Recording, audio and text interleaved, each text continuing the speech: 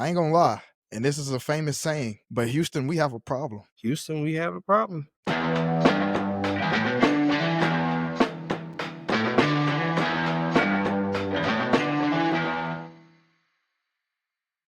What's up out there, everybody? And guess who it is? This is the original trio. Y'all been asking, y'all been wondering, hey, where's Rafael? Where's Rafael? And here he is, live in living color. I'll let him explain it as I bring us in, but welcome back to the original. Let me say this. Raphael, take it from here. They've been wanting to know where you at. Just tell them where you at. Tell them where you been, man. Give them a I've live been missing update. you guys. I've been missing everybody. But I've been coaching my son's football team. I've been the head coach, so it's almost like a full-time job. We finally got our first win, so we're 1-2. But it's been fun. I got a bunch of kids that never played football before, and they're playing now, and they're getting the love of the game. So it's been real addicting. But it's a full-time job. Don't ever let anybody tell you if they're coaching youth football that it's just for fun. It's all full-time. It is full-time. Fantastic. And at this time, before we dive into what we came here for anyway, I just want to take time and kind of reflect. You know, it's been a minute since we've been on as a group, you know, the originals, I guess you could say the founders of this platform per se. Just want to take time. Everybody has kind of branched off when we had that dry period between sports as far as going between basketball to the off season and now the football off season training camp. And now we're about to be 3 weeks into the regular season. How everybody has had their own channels in the process. I know myself and Dre have gaming channels. I know Raphael had the first responder / military podcast going, and as Still well, going. he's got into coaching, and then as Dre is getting to Dre has been officiating on the side as he's done almost like the last 10 years. So that's kind of where we've been going. And then as y'all can see, we expanded, added my brother to the fold, doing the college football as well as doing professional sports on the OG platform, and then looking to add more people to the platform to fill in some spots and areas. We're still waiting to see when we're going to launch our WWE side of things with this platform. Might need to come up with another clever name, but that's pretty much what's been going on with us. But now let's get into the meat and potatoes of this thing and talk about the NFL. We'll talk about a team that has won 3 Super Bowls over the last 6-7 years in the Kansas City Chiefs. What do we think their biggest problem is offensively as far as the Kansas City Chiefs goes? I'll let one of y'all start this off. Go ahead, Dre. I'll let you start. They're still missing Tyreek Hill, really. And Travis Kelce's age is shown for the last 3 years. So, and more importantly, not to be mitigated at all, is that they still don't have a run game, which is the most important thing that you can have in football. The Chiefs don't lack personnel. They don't lack star power. They have the second greatest quarterback to play the game of football, in my opinion. In Mahomes. So, anytime you have that type of talent at, taking the snap, you just need to put the right pieces around them. We saw that a lot with Brady. We've seen that in many other different scenarios. One of my favorite, the quarterback of my favorite team, or former quarterback, Drew Brees, every couple of years he had different pieces. So, you know, being competitive isn't about, oh, we need to go get more star power. Even though I do think that they're missing Tyreek Hill, and I do think eventually he may end up back on that team this year, pending the next couple weeks. But offensively, they're not missing everything. They're just missing the intricate values of a good offense, a running game that they can establish, and a passing game that is consistent and with somebody that can take the top off of the defense and allow you more time to stretch the defense to find softer spots for some of your other reliable targets to get catches. See, I agree with you. I think another one of their issues is not having a deep threat at receiver, right? Like we talked about Tyreek Hill, but just any deep threat at receiver. You lose Xavier Worthy because he runs into Travis Kelce on week 1. Oh, mesh. He's got to separate his shoulder. I think a lot of it is also timing. It's timing. And the one thing I will say is I'm not worried about the Chiefs come middle to the end of the year because the Chiefs are always going to be the Chiefs. It's an Andy Reid coach team. The one concern that I still have is the same concern that we have last year, just now it's on the interior of the offensive line. It's just the offensive line can't set up the run lanes for Isaiah Pacheco to go anywhere. Isaiah Pacheco's a good running back. You can't doubt about that. But like the offensive line can't run block to save their life. They don't have a run game. I agree with you on that, Dre. Their run game is just non-existent. And if you don't have a run game, you're not going to be able to spread the field and throw the pass because nobody's scared of the run. Absolutely. And I like how Dre, you brought up the Saints with Drew Brees, but there are a lot of guys, as far as receivers go, there were not a lot of household names in those receivers. Like you had guys like, was it Robert Meacham, Marcus Colston? You had, of course, you had the Jimmy Graham, who at one point looked like he was going to go on and be one of the best tight ends ever. Still had a pretty solid career, but I want to say like a Devery Henderson. Like the Saints never really had any household guys. You had the prime Mike Thomas when he broke the single season record for receiving, but it's like Drew Brees kind of made those guys look good, and as well as that Sean Payton system. So what I'm really getting to is, does Andy Reid kind of need to kind of like strip this back down and kind of revamp it and make it more? I don't know how he can make it, or do they just need to? Because like they can't, because it's looking like they can't really do the Brady, because and also Brady didn't have a lot of household names as well outside of like Grunt. So it's like, do they need to go get a household name? Like we're talking about Tyreek Hill, but Tyreek Hill is starting to get over the hill in age, as far as, so is he still, I mean, I'm pretty sure he can still have that same level of explosiveness, but you don't, you don't get better with your age in certain times. But so I think Rafael said it right. First and foremost, they are missing their two explosive receivers. They are missing Xavier Worthy, who's probably going to be out a couple more weeks. Suspended. Rasheed Rice is suspended. So the guys that we're talking about that they're missing as far as offensively right now, those take the top off guys, the guys that make Andy Reid's system what it is, I don't think it's time to panic and strip it. I do get what you're saying. I do think it's, for the next couple of weeks, you do have to dial it back and make it a little simpler because you need to work with what you got out there. But yeah, I mean, we still rely heavily that, the Chiefs are the Chiefs, but more than anything, even without somebody like literally Tyreek Hill, they're missing their two top end speed guys. They're missing two guys with 4.4 or better speed on the field. So it'll be different, like Rafael said, middle of the season towards the end. I think Rasheed Rice may come in week 6, week 8, somewhere around there. Something like that, yeah. So at that point in time, Mahomes will be in mid-season stride. Kelsey will find his way, as he has done in the last 2 seasons. Timing, like Rafael said, will become more fluid, especially for guys that right now, and I love the spot that they're in, but we're talking about guys that didn't expect to be playing by week 3 at all. So yeah, it'll be different by week 6, week 8, week 12. We'll be having a different conversation, but yeah, right now, yeah, but are we sure though? Because like a lot of these games, like even though they struggled, because this is still kind of looks like the same offense still, they won those games. Now they're losing the games that they, the struggle win games, they're losing them now.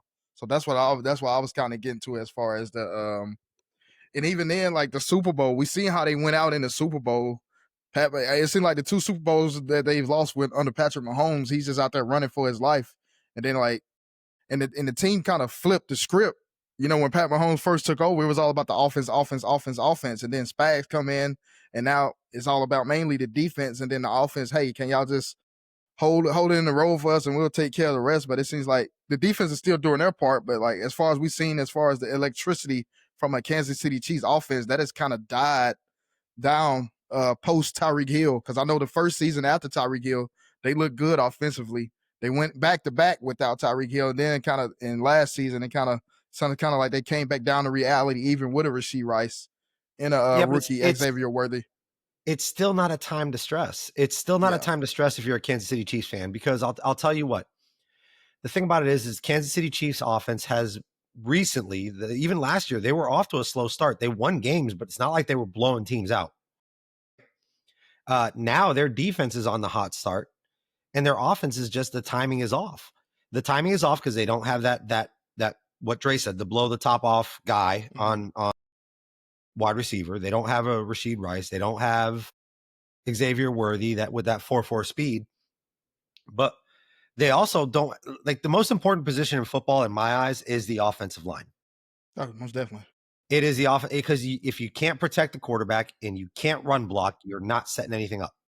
If you have a good offensive line, like Philly. The Cowboys of the 90s, right? You take the Cowboys of the 90s, you give me their offensive line, you could put me back there and I'll get 100 yards a game. Right? We got Philly in today's time. And Philly now. And look at Philly. They held Jalen Hurts to under 100 yards passing, about 101 yards passing, and under 50 yards rushing. 2 weeks. We'll talk about that later. Yeah, go ahead. And Philly barely won that game. And then they played week 1 in Brazil, which is not an easy task anyways when you're looking at jet lag and you're looking at the flight and the field conditions. And you're looking at a team that went over there on week 1 and lost to a high-powered Chargers team. And let's face it, the Chargers look really good. They look really good. Yeah, too on the Harbaugh, so yeah, most definitely. Yeah, it's Harbaugh ball there, and their defense with Derwin James and their rookie linebacker playing like a stud. Like they got a bunch of no names on defense, and they're back to the Chargers of the early 2000s on defense when Joey Bosa was there. So I think if you're a Chiefs fan, don't panic. I think you're going to see something different this week. You're going to start seeing some improvement. And once Xavier Worthy and Rashid Rice come back, that's when the offense is going to open up big time. I go on to think, oh man, Giants didn't have all those penalties. Obviously, they would have won that game Sunday against the Cowboys. But I think it's a Sunday night game. I think the Chiefs start 0-3. I agree. And to add to that point, and I want to have my let me say this moment already early in the episode. I see that the Chargers are going to win the division this year. Yeah, I firmly believe that the Chargers are probably the power team in that division right now. But if the Chiefs make a wild card run, they are not counted out from getting to the playoffs. Never bet against this team.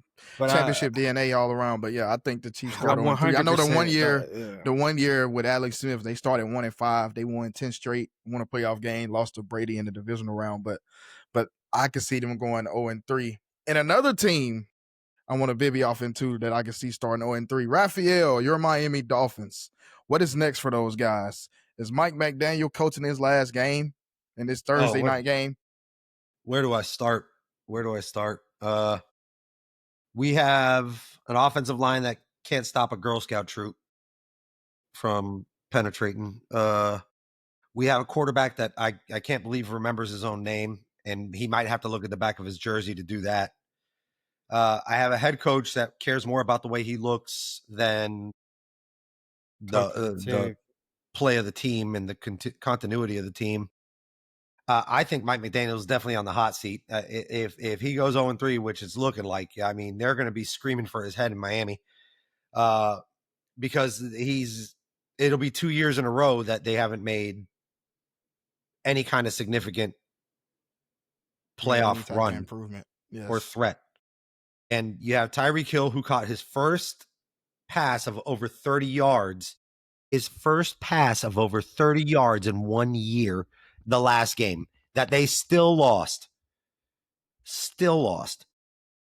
You know, and nothing against, I don't want to take anything away from the New England Patriots because they are drastically improved from last year. I think the New England Patriots are definitely on the up and up with Mike Vrabel as head coach. Drake May is showing why he was drafted there and what he could do. Travion Henderson's going to be a big threat, and their defense is playing pretty good. Week 1 against the Colts, who would have thought Danny Dimes was going to sit there and just be Danny Dimes again from UNC, right? Like who would have thought that? Just because of his time at the Giants. So if you're asking me, I think they played 2 improved teams, but they should have beaten those teams on paper with the team they have. Jalen Waddle has to get off to a hot start. Devin Achane needs to get off to a hot start. Offensive line needs to learn how to block somebody. And biggest thing is defense. We got a lot of star power on defense, but we can't stop anybody either. So I think, and a lot of that comes down to your head coach. Most definitely. So I pose a question then to the panel. Are we looking at, pending the results, and unfortunately, Rafael, on your behalf, I need tonight to go well for the Bills. for my fantasy because I have Josh Allen. Same. So, I don't foresee it being anything different, so I'm not worried about it. But, pending the results of what happens tonight, obviously Mike McDaniel's seat either gets hotter, or he doesn't have a seat to come back home to. And so with that, what I'm asking is, there's already looming of one departure in Mike McDaniel. Will there be a double departure? Will Tua also be a part of this package to relieve the Dolphins altogether, to just split ways from both and restart? Tua being cut, no. Tua being benched, yes. Yeah. Quinn Ewers getting a chance, possibly. I can see a Quinn Ewers sighting here in the next week or two. Do you see anybody in the league that might even potentially think about trading for him, or that you would like to trade? Any pieces that for your team that you would be okay giving up Tua to get? I mean, if I had to give up to, we would need to give up somebody for a quarterback. We need a more consistent quarterback. And I know there's some teams out there that have some guys that are available. But as far as anybody viable right now, I'm not 100% sure. I mean, the way Mac Jones is playing right now in San Fran, I would be okay if he came down to Miami. But that's the thing with that Mac Jones, because I know originally I think they were kind of looking at a Mac Jones to be a quarterback because he fits a Shanahan system. And I want to bring it back to systems because Mike McDaniel has got figured out. Mike McDaniel and the Miami Dolphins offense, they peaked when they beat the Denver Broncos 70-20. That was peak Miami Dolphins. After that, it kind of, they have no other signature win. They don't have a playoff win. None of that. Anytime they get into like a cold weather environment, you got to get away from the fancy motion stuff. Like you can't you can't do all those fancy motions and not do anything with it. You need to sit there and do something with the quarterback who, and listen, Anthony and I talked about this earlier today. We talked about this before you came on. Tua's on Thursday nights is dangerous for him. Thursday nights is just, and Thursday nights against the Bills is especially dangerous for him. Yeah, it is. So what he can do. It's not even about what he can do. It's about making sure he can still walk at the end of this game. Like we're talking about something totally different on this. The team just needs to sit there and do something. And I think it comes down to Mike McDaniel, comes down to Chris Greer, and it comes down to Stephen Ross. And decisions need to be made. Do you think this is kind of like their fate for how they handled that Brian Flores situation? No, I just think it was the attraction of a young coordinator with a flashy offense. Yeah. That was hard to figure out for a while, but after you saw it for 2 years in San Francisco and he gets hired as a head coach and brings it over to Miami, and he's doing the same thing. He's doing the exact same thing. You don't have a Christian McCaffrey. Yeah, you don't have a Christian McCaffrey. You don't have a George Kittle. You don't even have a Deebo Samuel when he's looking good right now. Watch it, but you don't have a Deebo Samuel who can use as a guy that you can just plug and play anywhere on the field. So like that's why I called it one time. I called it a knockout version on somebody's YouTube page who basically broke it down. I'm like, this is a knockout version of the 49ers offense. And then you trade away your offensive player of the year last year. You trade him away, and you don't give him a new contract that could really be a staple and make your team. The team could have won these 2 games if they would have had Jonnu Smith. Most definitely. At least, well, the second game was competitive. At least the first game, I would say, would have been a little bit more competitive because a lot of those times with Tua's looking lost out there, at least you got your reliable tight end like the 49ers having with that similar system. They having a reliable George Kittle, something like that of sorts. Yeah, but you look at the Patriots game, right? Mm-hmm. And you could tell the wind was taken out of the Dolphins players from the jump. They were down 17-0. They make it a game. They come back. They go ahead. And then they let off a big kickoff return. Why? Because why not? Because they're down, right? Because they've been beaten up. And there's no life in the team. And the head coach brings the life in the team. The other thing I wanted to say, too, that that I said twice already on the college podcast is, hey, when people get film on you and you don't evolve or you don't change or you don't get better, and on over there we were talking about individual players, but I'm talking about Mike McDaniel has not evolved as a play caller. Like Rafael said, still doing the same motions, still doing all this fancy stuff behind the line that's not helping go forward. So in when you take into account that you lose players over time, some players don't get better, they get worse. I think y'all still got Teron Armstead, don't y'all? Yeah, showing a great example of why the Saints did not give him the money that y'all gave him. That the performance that you got from him when he first got there to now is why we didn't pay him to stay. And defensively, here's the thing: defensively, right? We have Bradley Chubb, we have Jalen Phillips, we have Chop Robinson. Jerome Baker's still there, isn't he? Jerome Baker. We also got brought Minka back. Minka Fitzpatrick. We brought him back to be a heart and soul of a defense. But the problem is we can't get pressure on anybody. Even with Zach Sealer, he can't be the only one getting any pressure because he's getting double teamed. So you're losing a lot of your front rush. I mean, Mac Jones had all day and forever to throw the ball last week. And they lost to a team that didn't have Christian Gonzalez. They didn't have their star DBs out there. Like their star DB wasn't out because he was injured. So what are we doing? Yeah, it's not looking good in sunny Miami, Florida. There's a cloud hanging over. At least they got the hurricanes, but we've already discussed that on the elephant in the room. At least, and I want to still keep it. I want to keep it still quarterback. Well, we can keep it on the flip side. I don't really, even if the Bills somehow lost this game, I don't think they really lose any type of momentum because it's the NFL. It's a long season.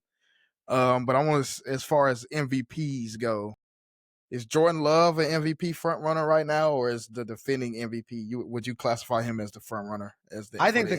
I personally think the defending MVP is currently the front runner. I think Josh Allen is playing some ridiculous lights out football. He is one of the toughest SOBs that's out there. I mean, that hit that he took last week and he popped right back in and he was bleeding. I mean, Josh Allen to me is still the front runner for MVP. Jordan Love is making a contentious run.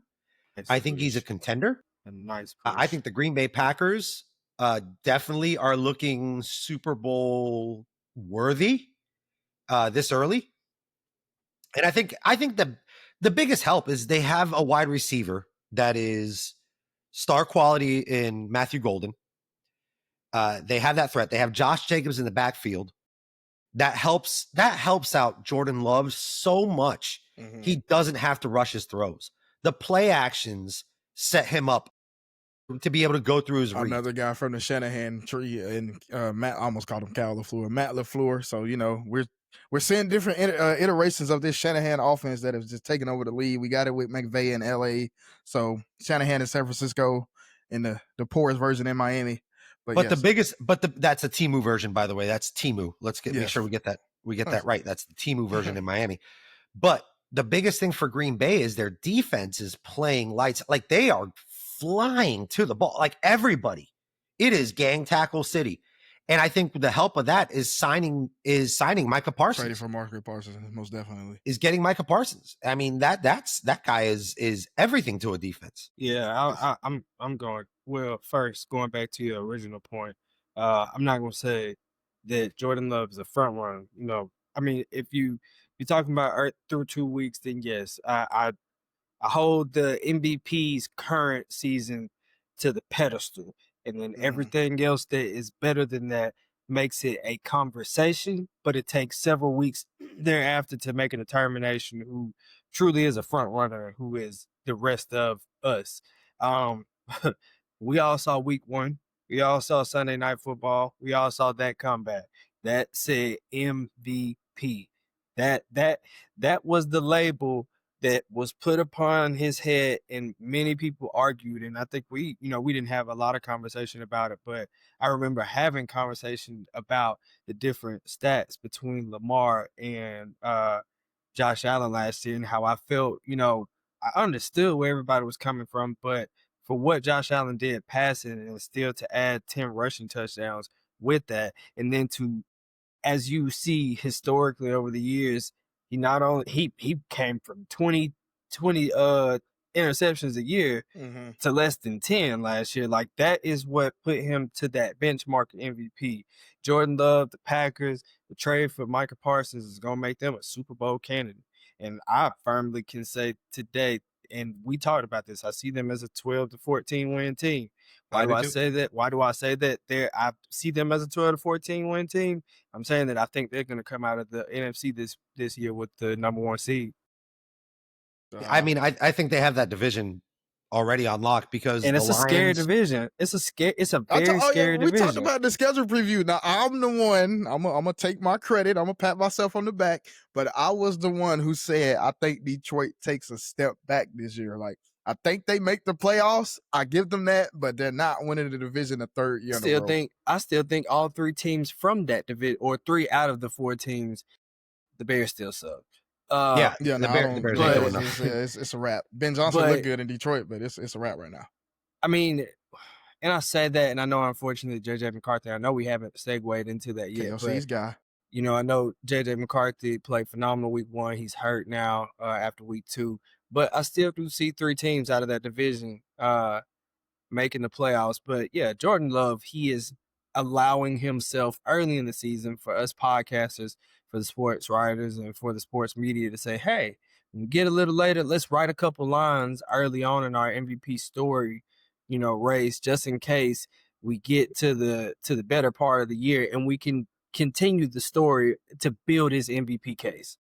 He's making it a discussion. I mean, you can't deny that he's making it a discussion. But when you compare him to Dre, to your point, right? Josh Allen, right? And on top of that, you still can't deny Lamar Jackson is up there too, because even in the week 1 loss, I think that was an AFC championship game matchup. Preview. That was a preview of what we're going to see coming up in January next year. And honestly, I'm glad you said that, because if we're talking about an MVP conversation with Jordan Love in it, and he's still at the bottom of the totem pole, because actually, Rafael, that game featured 3 different possible MVPs in one game, because we really haven't even discussed or embodied what Derrick Henry still did that night. Yeah. 100 yards in the first half. In the first, yes. So it definitely makes the conversation a lot easier. But yeah, like you said, when you go through those 3 channels and those 3 bodies of work through 2 weeks, even on Derrick Henry had an off game. Josh Allen had an off game week 2. But when you look at, when you say what an MVP is, when you say what a superstar in this league is, you look at the performance between those 3 players from that night, and that is what makes you MVP. And I like staying on the MVP discussion. You brought up Derrick Henry, and I just kind of want to stay here for just 1 second. I want to make one more comment about it, because it just goes to show how beautiful of a game football is, right? Derrick Henry was having a fantastic game. He fumbled for the first time in I don't even know how long.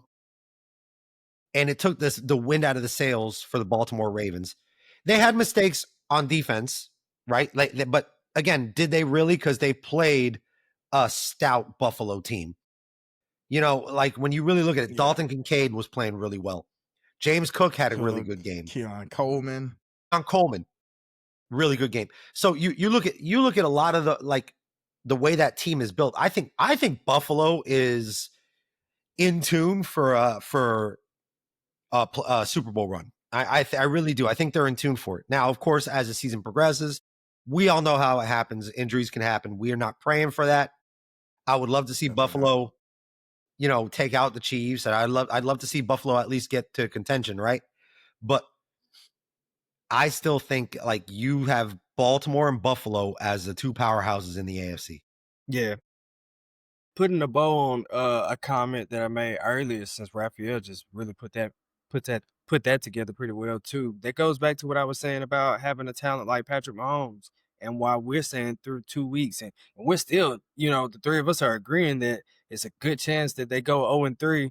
But look back again at what Josh Allen did in that week 1 game. He made a lot of guys look really good. Keon Coleman, who kind of struggled throughout last season. He made them look fantastic in week 1. So, having the weapons isn't really the issue. The system isn't the issue, especially when you have the talent at quarterback. In some situations, it is a lot different where the where we look at Miami and it's not talent, but the scheme is wrong.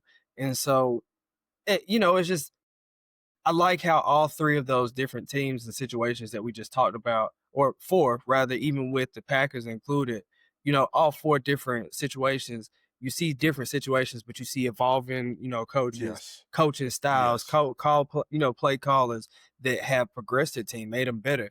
Like Rafael said, the Packers, man, that defense is going to be tough to beat. And as long as number 1 is healthy and can line up what he does to impact their team from a swagger standpoint, a hustle, motivation as a leader, I wish him well because I was a fan of him when he was in the white and blue. I'm still a fan. Like, it ain't gonna change, but Hey, that's just the side of business. That's just the side of business with that. So take this into account with that too. He wasn't even playing the full game. He's still on snap counts. Yes. He didn't even play a full game. He's not in game shape yet. Probably this week, but still against a high-powered offense like the Cliff Kingsbury Commanders offense, they shut it down. And Commanders fans, especially around here, are like, oh, are we looking back to the doom and gloom? No, we're not worried about it, right? Like the Washington Commanders fans should not worry. Short week, because, and you ran into a buzzsaw. Yeah, you just ran. You ran into a. And historically, it's shown that as teams go on through the season, they get better, and if they meet again in the playoffs, it could be a different story. Yeah, totally different. Right? Yeah, because we've seen it happen. Yeah, and I always feel like, watching the short week games are better to watch because you want to see those adjustments on the fly. You want to see how these teams bounce back from having just played a game 4 days ago. Like you said, Josh Allen just had an injury 4 days ago. And you have to see tonight how he responds to the game. And the Dolphins are coming off 2 losses in 7 days and having to play all of 11 days later. Yeah, and then that's not, that's a lot of adversity there for both teams, so with a lot of scrutiny under the Dolphins microscope as well. So just too much. And, I know. And speaking of playoff, go ahead before we get back. I was actually going to appreciate, the fact that you really highlighted pretty well in the schedule release about the Thursday night games. And, you've got me more tapped and in tune with them because now I see the trickle effect, having a division game in week 1 to turn around, having it again in week 3. And I told you, I looked at it again, like there's not a lot of weeks where there's not a division game. Yes. So over the course of the year, that is going to be a very, very important part of the season. Yes. And in terms of, I think, another playoff game, regular season of a playoff game from last postseason into this season, the Eagles versus the Rams, a Sunday noon kickoff, a game that I'm pretty sure Rams fans felt that they possibly could have won that game if they didn't have a lot of turnovers, all the weather aside, because it's football, you got to deal with stuff like that no matter what. But they turned the ball over, I want to say like 3 times, and then Philly scored, got some points off that. But the Rams were a 4th down conversion away, possibly from winning that game and kind of killing the Eagles Super Bowl run. So what is our outlook as far as this game goes this time? It's a different scenario. A team traveling from the West Coast to the East Coast, like, that jet lag and all that good stuff involved. But what are we looking at as far as this time around in that matchup? I think this week it's going to be a great matchup because the Rams offense is now hitting on all cylinders. I mean, when you have the Rams, who also have a very stout defense as well. Yes. Right? Like they have probably one of the most stout defenses in the league right now as well. But their offense with Matthew Stafford, who's an aging quarterback, but with your Puka Nacua, you get rid of Cooper Kupp. Yes. You have Puka Nacua and Devontae Adams. And you have 2 really good running backs in the backfield, right? And you have an offensive line that's really blocking for Matthew Stafford, probably to make sure that he doesn't get hurt by getting touched, right? And he's still playing at a high level. and he's still Yes. playing lights What's the out as Clips well. for what, 60K passing yards? And So, and you got to throw in the name. Sean McVay is On his hands way. down, no matter On what, his you way. he's can't kind count of him out. he's kind of the start. He's Continuing to kind of be the on his start of way. what we're seeing in the league today. Yeah. He's the He is blueprint for new what we're seeing wave. in the league today. He Dude is on loves his way. ball. He's a junkie for football. He is extremely intelligent. His play designs are great, and you have a scrappy kid. Like I'm a big fan of Puka Nacua. I'm not a Rams fan, but Puka Nacua, and I've always been a big fan of Matthew Stafford and the way he plays. He kind of reminds me of a Yes. Brett Favre-ish type player, Yeah, he gunslinger just couldn't type. get no love in Detroit because Detroit He- was just It was he Detroit. needed Dan Campbell when he was been the quarterback in Detroit. They possibly could have Calvin Johnson could have made something happen. Yep. But you have I think you're going to have this is going to be a clash of titans on this one, because you have the Eagles on the other side who on paper have a very good offense, especially with Saquon Barkley and AJ Brown and Devontae Smith and Jalen Hurts that have been off to a historically slow start for the past 2 years. But their defense is what beats people. Like their defense beats them into submission. Jalen Carter can't get suspended, but if he's not suspended, you're looking at a defensive matchup that is going to be really for the ages. And they're going to rely a lot on their pass rush, because I know their secondary is kind of, it's not the same secondary as it was last season. So they're going to kind of rely like a Dory Jackson. Even in the Cowboys game, they were targeting Dak Prescott and all, and they were going after Dory Jackson a lot of times. So he's kind of like that, I guess you could say, weak link in the secondary right now. They don't want to go at Quinyon Mitchell, but like they're going to rely heavy on their pass rush. And the way Sean McVay, he's going to run the ball, and then he's going to do a lot of play action. And then you got Devontae Adams still alongside Puka Nacua. So it's kind of like that situation. I think to beat that pass rush, though, he doesn't want the play action to set up a lot of time. He's going to rely on a lot of the quick hitters, the slants, the quick outs, even the wide receiver screens to a Devontae Adams or to a Puka Nacua. And that's going to sit there and free them up. And I think that'll be the difference maker. And I think the Rams win by a field goal. I take the Rams by a field goal.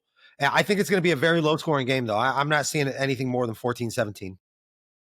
I think that conditions for this game are a lot different, which is the most important factor than the playoff game. That's the home field advantage. The Eagles are used to that. They had to practice in it all week, whereas a couple months back, the Rams didn't have that advantage to even go practice in it. I'm not saying that's what made or broke the game, but obviously, if you don't practice all week in the snow, that's the difference.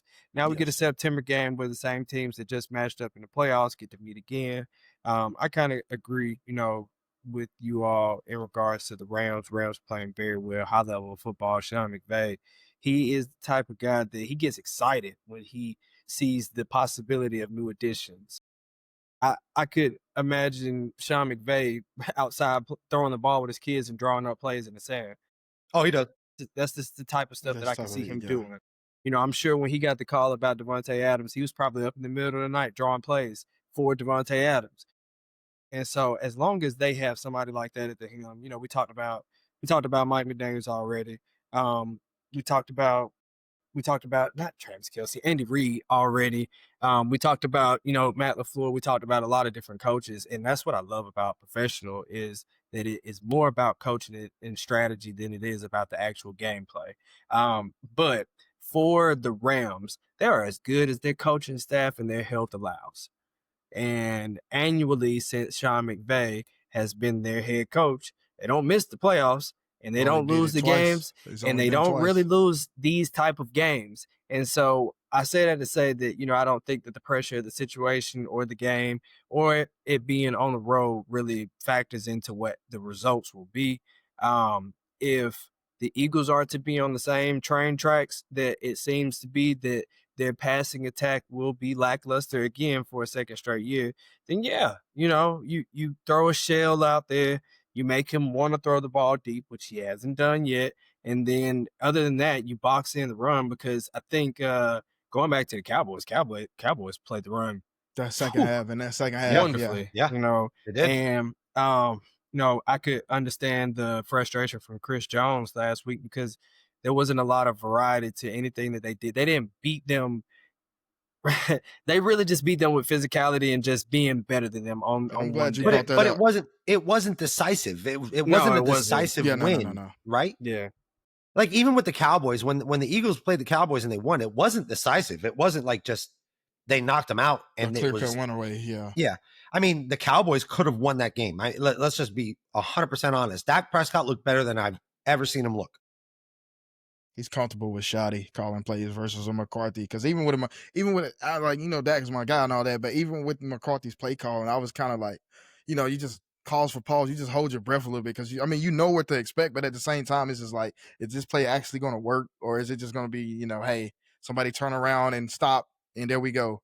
But So on now top we of it, getting Dak looked good. Like he looked physically healthy. He's playing at a higher level. Very impressive. The Cowboys actually impressed me week 1. Week 2, they put up a fight against the Giants, worried me a little bit, but not too overly stressed because it's a division divisional rival, games. Yeah, at the end of the day, right? yeah, You see these guys all the time. Nothing changes. So nothing at all. I That's mean, also I don't really. to me, the Cowboys do look like a threat. As far as how deep of a threat, that's kind of As up in the far air. as depends if we can sack the quarterback. I think it's gonna come down to if we can sack the quarterback, because that's gonna be the biggest. They would have had Michael Parsons in this game, or they would have had, even in the Giants game, there was a couple plays of like, okay, yeah, Michael Parsons would have prevented a lot of this stuff from happening, but it's gonna get better over time. Like I don't Show really. you're not missing Micah Parsons. So that's the When you only start playing thing. like Micah Parsons being gone doesn't affect you, then you're going to play a lot better, And with right? that Yeah. Jadeveon signing, it's gonna, like I said, it's still gonna be like a pass rush by committee. But I think they need to find the guys that are like, okay, who's the guys that are popping out on tape that can go get the quarterback in these type of scenarios versus like, okay, this is who we're gonna have out here on first and second down, and then we're gonna bring our specialists in on third down. But to take it back to that Eagles and Chiefs, I think we're gonna see. I think the tush push is on his way out of the NFL. It is. I think the tush push is on the way I out think of it's the finally. NFL. I think it's finally about to reach 7 the times they tipping ran point. it, and a Yeah, lot they of were false starts. offsides. Yeah, offsides or whatever. So yeah, False starts. That's what's going to put the nail in the coffin for the play. Is Yes. because I will tell you this, being Rafael knows what this means now. Being on the short wing or being on the line of scrimmage as an official is really one of the tougher things to do, especially in some of those heavier sets, because you really can't tell guys how to line up. But there is a thin line in the rule book about what's offsides as an offensive player.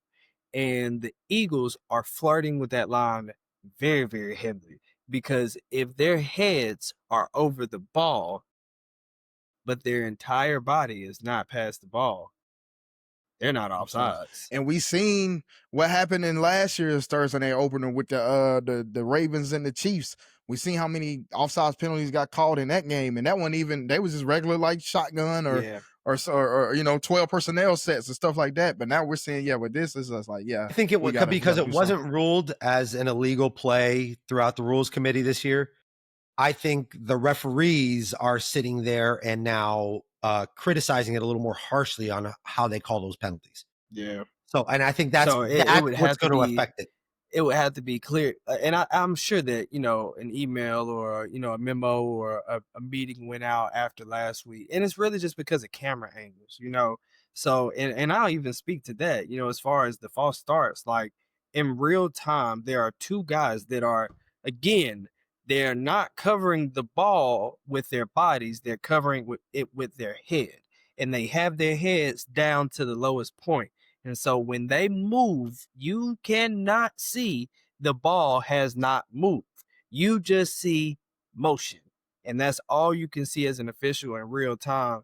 And I know how difficult that's going to be. And so now you're about to have a lot of antsy officials. They either have to intensify how they call it, and they're going to have to throw phantom false starts just to have some type of like, you can't do this, or they're going to have to take the play out of the game. And I think with them playing the Rams on Sunday, I guess you can kind of say this is another big early season game. I feel like there's going to be a penalty that's going to get called in a critical moment that's going to happen on that play, so I can foresee that happening in this type of game. So there we have it as far as the tush push. And then, like I said, it's the beginning of the end for the tush push. And I want to divvy into, okay, we've talked about everybody's team on here except for that one. Are the Saints still tanking for Arch Manning? You know, if I'm really being honest with you, in 2 games thus far throughout the season, for one, we wasted the 40th pick. And I won't even say that we wasted our top 10 pick by not getting Shador. And I also don't feel like that we wasted our first second round pick by not getting Shador. I feel like we should have been more confident in Spencer once Derek retired, but I understood, and I still understand our position on him. I still believe at some point from the 3rd or to the 5th round that we should have gotten Shador for backup or security. But I feel like we could have made a different move now, with our 40th pick. Not even, in regard to Shador, Spencer Rattler is playing phenomenal. Like, I watched our week 1 game against Arizona. He came within a Juwan Johnson catch right here for the game with, the clock expiring of winning that game. Again, last week he played lights out, three touchdowns, no interceptions. But hey, like Rafael and the Dolphins, we just couldn't stop Kyle Shanahan. I'm not going to give Mac Jones that credit, even though that's my guy, Roll Tide. But we couldn't stop Shanahan's offense, man. That play design, it wins at every level, regardless of who lines up. We saw with Brock Purdy, Jimmy Garoppolo, and now with Mac Jones. But through 0-2, and given what we've already talked about on the elephant in the room, Arch, first of all, looks hurt. And he's not playing well. And, between looking hurt and looking disappointing, I can't say that his upside isn't still there, because we still have to find out if this is a Sarkisian problem or if this is an Arch problem.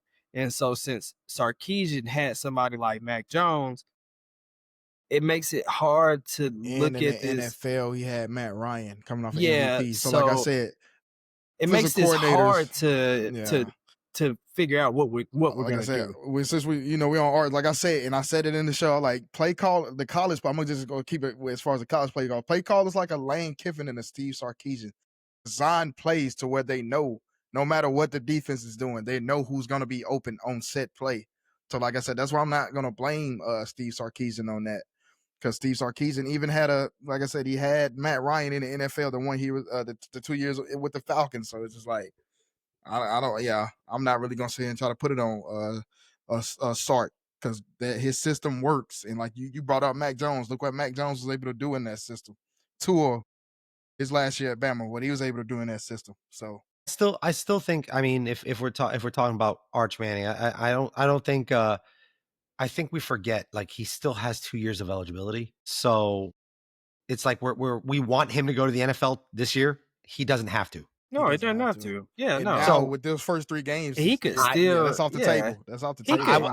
I would say just, hey, bro, write it out. Write out your year. If you're playing hurt, he could still change coaching situations and still reach his peak potential, which we still feel like is really, really high. I think we just had expectations that it was gonna boom faster than what it was. You got crowned and kind of, because I know you guys have the college podcast as well, but just to say that kid from Oklahoma is looking pretty solid as he is as a Heisman Trophy winner and possibly a number one pick.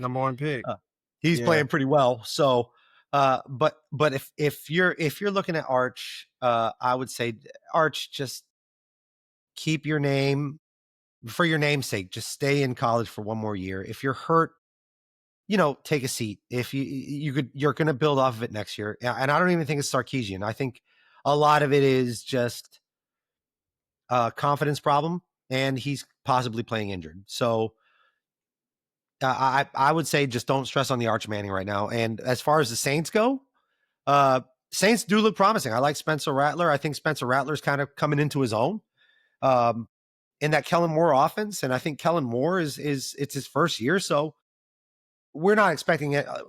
I think they're performing a lot better than what we expected for the Saints. However, I'm not I'm not stressed if I'm a Saints fan. I understand that this is kind of a rebuilding year. Yeah. You have a brand new head coach, and Kellen Moore will be fine. And I think they still got to get contracts off the books. They still have to get contracts off the books too. Yeah. So, but that's not on Kellen Moore. That's on the front office. You got so much. You got so much going on in New Orleans, but much promise that it's it's like I haven't watched 2 games and turned off 2 games and smiled harder after 2 losses because I know what I'm trying to get at with this season. Because you can see that it's actually going somewhere. We just lost 2 games by really less than a score, but a score. But I'm pretty sure, my bad. But I'm pretty sure last year on the flip side, when y'all start 2-0, I'm pretty sure you were looking like this is not gonna last. This ain't gonna last. You know what I'm saying? Beat the Cowboys, beat the brakes off the Cowboys, and it looked like, oh my God, the Saints, and then the bottom falls out. We fired Dennis Allen, but then this year you go 0-2 to start the 2 games, and now it's looking like, hey, wait a minute, how we thought it was gonna look. But look at what the Saints are doing though. They still have Spencer Rattler on a rookie contract. Yeah. So you got to remember he's on a rookie contract. Yeah. Well, even Shook. So Shook just started. So So he's got 3 years. You got 3 years left on a rookie contract. I mean, we're still working towards getting, DeMario Davis's. I think he's in his last year of his contract. Cam Jordan's at the end of his contract. And to be honest, since we're talking about top picks, and like I said, through 2 weeks and to what I believe, looking at some more of our schedule, I see more losses pending, just based off talent, not even based off what I feel like will happen with us. But I mean, beyond Arch, there's so much talent in the field of college that I'm looking at other than Arch right now. I think we're still projected this early into the year to look at a quarterback. I think the most recent projection I looked at was for us to pick up hometown hero Garrett Nussmeier. Which, but I'm looking at, TJ Parker, Peter Woods, Caleb Downs is probably going to come out this year. Caden Proctor is probably going to come out this year. So I'm looking at so much more to add to our roster. Yeah. Seeing how Spencer plays the rest of the season out. If he has, I think if Spencer can get y'all to 6 wins, I think they'll be like, hey, we're going to work with him. I think with 4 wins, 3,200 passing yards, 18 touchdowns, and right at 10 picks, he could be our guy. I think he'll be all right. I do. I know we're because I gotta get the football practice here soon, but I do want to close the show with one question for you guys. Kind of not necessarily staying in that same division, but I do want to worry about a playoff team last year that may be looking down in the dumps. Are the Houston Texans and Houston Texans fans kind of freaking out, guys? That is a are we freaking out like CJ Stroud? That is a phenomenal way to end the show today. Yeah. I ain't gonna lie. And this is a famous saying, but Houston, we have a problem. Houston, we have a problem. So I really their defense was supposed to play really well, but they gave up Baker Mayfield. Again, it's Baker Mayfield and Baker's playing like Baker does, right? In Tampa, so yeah. I mean, I agree, man. It's troublesome down there, and I think they need a new play caller, honestly. Because you got too many assets on that side of the ball to only be producing. Like, even you're not 19 points. Any of them. Yeah, you just drafted 2 receivers. CJ Stroud was supposed to be the hottest quarterback, and coming out of his rookie season. Yeah, and he hasn't really done anything. And the defense was supposed to be really, really good. Yeah, and it really sucks that they lost Monday night because they fought hard to even get back into that game. And they had a lot of explosive play. I think explosive play is too late into the fourth quarter, and Baker was Baker. But Houston, I'm not gonna lie. So I'm giggling because the way Dre you said it was like a bless your heart moment. Like, oh, bless their hearts. They played so hard. But I will say too, sometimes in moments like I tell you, I know when the whole. I wish you don't know how games are gonna go on the back end, but I'm pretty sure they're looking like, man, if we could have just taken that field goal because it was 14-10. They tried to go for it, didn't get it. They could have just made it 14-13. Defense ended up getting another stop. So it's little stuff like that. And in a situation like that, they have the lead, and the Bucs did not get that 2-point conversion. So if the Bucs go in and score, they still going to win that game 22-20. So it's little stuff like that too that be like, all right, now we just gonna, hey, look, we just gonna play the game. Our defense is playing well. We just gonna take these points, even though we're 1 yard away from getting into the end zone. You never know what can happen. We just gonna line up, kick this field goal, and go our way. So, but I still think they need to find another play caller because you can't have Nico Collins, Nick Chubb, Joe Mixon when he gets back. You got a Dalton Schultz.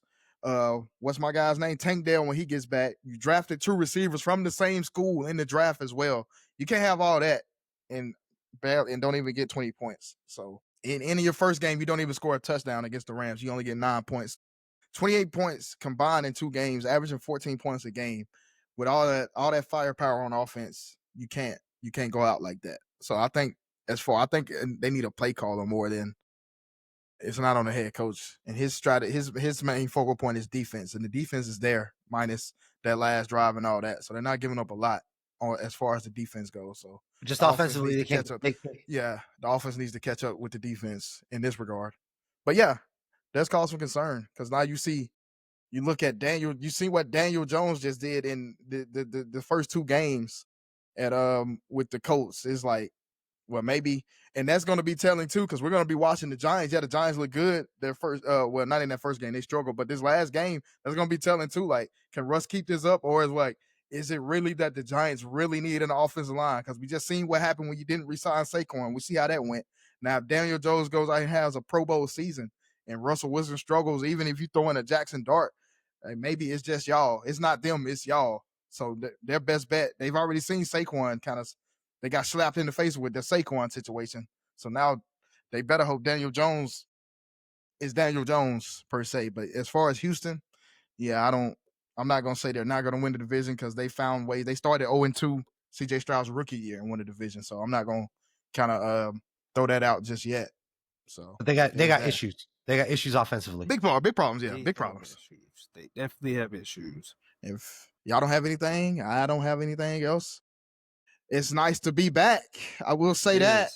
It definitely is. But like, share, subscribe, and don't forget to check out the college football podcast, The Elephant in the Room, with myself and Dre Davis. And we're back and ready to go. And this is the latest.